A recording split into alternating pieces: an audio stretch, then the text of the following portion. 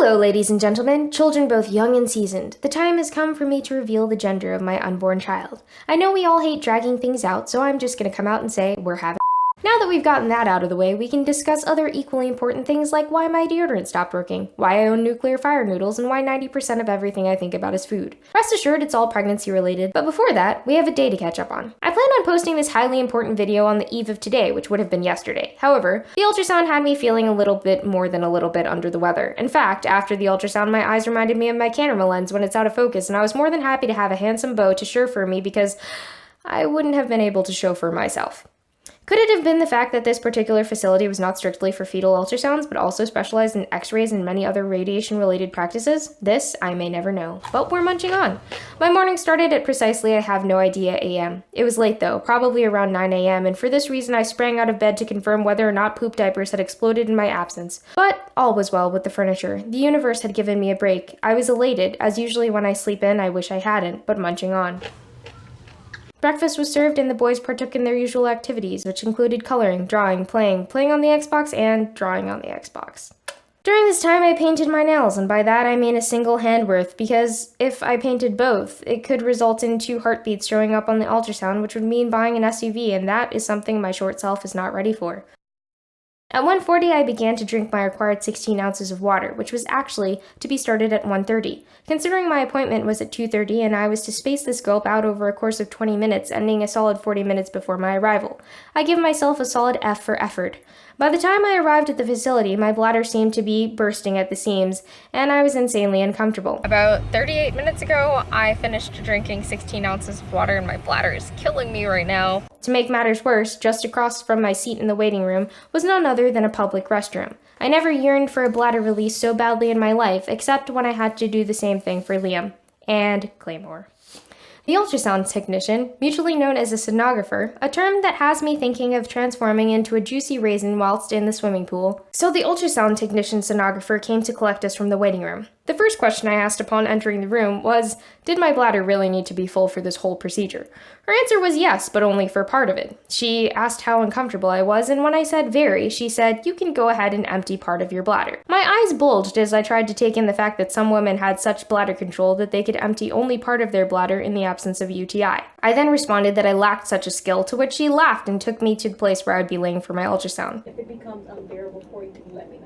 Okay. Surprisingly, when I laid down, I felt immediate bladder relief and realized why I never had such an urgency to get out of bed when I had to pee, but I was still uncomfortable. I also learned that the reason I had a hard time getting out of bed is because I need to pee, but munching on. The portion I needed a full bladder for lasted about 28 minutes, and yes, I was counting. It was during this time that the sonographer probed for genitals and, as you already know, announced, we're having a. At around the 28-minute mark, I was released from my bladder-filled prison, and not gonna lie, tried to hold in part of my tinkle just to see if I could. I couldn't for more than 5 seconds. I returned to the room with renewed senses, as the thought of my uncomfortable bladder was inhibiting my feelings of the nice warm gel, Yeah, that's about it. 15 minutes later, the ultrasound was over and my eyes began to water. I wondered if it was tears of joy because we're having a. But then the blurriness came in and I began to worry a bit. Before leaving the room, the technician informed me that my bladder was once again full. I thought she was joking as I did a quick check by flexing my pelvis, the kind of flex you do when you see a creepy spider and it makes your butt cheeks unchafable. Oh my god, where did he go? Where did he go? Ah! The crunch! I was surprised she could tell something like that when I couldn't, so I went to the restroom where a refilled bladder equaled a literal tinkle, like an essential oils dropper tinkle. But at least, if I sneezed in that very moment, I would be safe from all accidents big and small. My vision came back on and off, and I felt extreme exhaustion kicking in, but decided food was more important when I caught a glimpse of my favorite buffet. We ate, and upon leaving, picked up some vegan ice cream for Claymore at our local Wegmans, since I can't stomach feeding him pus-infested milk ice cream. Before entering the establishment, we made a few calls to family members to tell them of the baby's gender. Oh, did I mention we're having a boy? Okay, so we just left and we found out the gender of the baby, and honestly I'm really excited. Like, I know I was kind of hoping for like a girl, but we're like, I don't know, I just feel like good because I know the gender now and like I can prepare like mentally for like everything, and so I just feel like just knowing is better now. I don't know if that makes any sense. The calls went like this.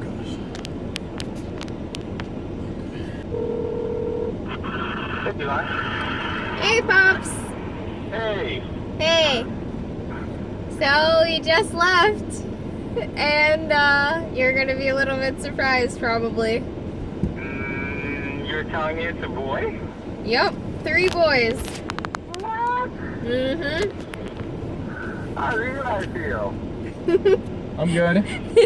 How you doing, man? Yeah, we're all here right now. Oh my gosh. I answered because I thought it was an emergency, and actually I really wanted to know too. So I was in the middle of interviewing somebody. So I'm going to go back and I'll call you right afterwards. Okay, sounds good, Pops. All right. Alright. Guys. Bye. Hey, Chloe. Well, we were calling to tell you that the baby's a boy. Really? Yeah. Well, that's insane. I know, right? Everyone thought the baby was a girl. Yeah, just wanted to let you know. Man, that's insane. I know. Is it the last time I cried? Definitely, yes. I'll save the girls for you, and then I'll just like hold them when they come out. What did you say? Nothing. Did you say you'll take my girl? No, I just said that like I'll wait for the girls for when you have your kids. Oh. That sounded so bad, Chloe. I'm not committing a girl to you. We're not taking your children. Oh my gosh. Alright. Later, love you. Alright. Later, love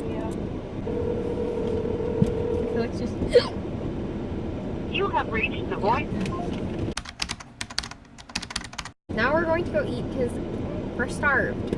I'm not gonna lie, we were all taken by surprise as we thought for sure we were having a baby girl, but we couldn't be happier. And I know 3 babies of any gender means you'll have your hands full, but with 3 boys in our future, the hands will be extremely full, and I feel very blessed to be able to take on this responsibility. Overall, I'm just ready for our family to be complete and welcome this new baby into our world, ready to get my abs back since they won't be going away again, ready to once again be the best woman, wife, and mama I can be.